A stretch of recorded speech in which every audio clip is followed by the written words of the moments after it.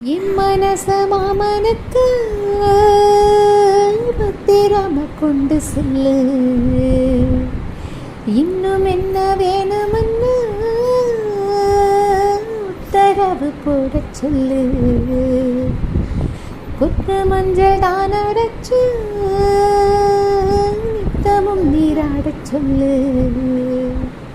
மீனாட்சி குங்குமத்தை சூட சொல்லு.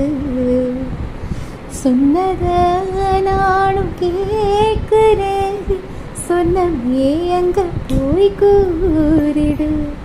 அஞ்சல மாலை போடுறேன், அண்ணத்தின் காதுல ஓதிடு.